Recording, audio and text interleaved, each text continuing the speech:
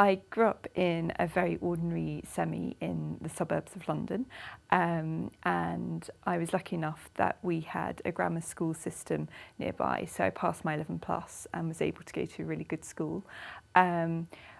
Basically, I wasn't the best of students, but when I got to my sixth form, I was taking subjects that I really enjoyed, artsy subjects, and I went on to Cambridge to study history. Now I'm living with my husband. We've been together for 14 years now, ever since I was at Cambridge, and we live near Tower Bridge, so I'm a real Londoner. I absolutely love the area I live in, and I don't ever want to move.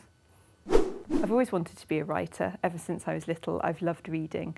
My mum used to read stories to me when I was little. I always wanted to write, but it's one of those things that you feel you're never going to be able to do. It's one of those dream jobs. I won a short story competition when I was 12 years old.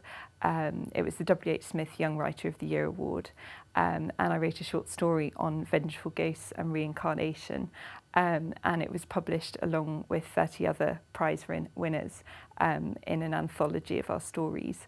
So I think after that I always wanted to be a writer, and it's just lovely to have the opportunity to do that now and to see my name in print. I originally came up with the idea for Daughters of Fortune, my first novel, when I was working back in 2004 in a very miserable place. I was on my own. It was very grey. I was away from home, staying in a hotel. I didn't have any other people working with me. It was quite a miserable time, and I used to escape into books in the evening. And I thought I should come up with my own.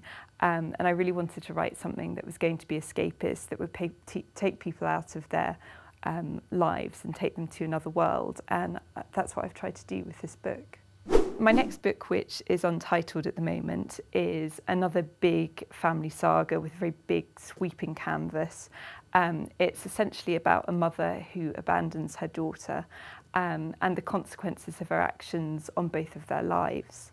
Again, you see lots of different settings. So we go from rural Ireland in the 1940s to Hollywood during the Golden Age. You have gangsters in London in the 60s. So there's a lot again to get into, another really big sweeping epic book.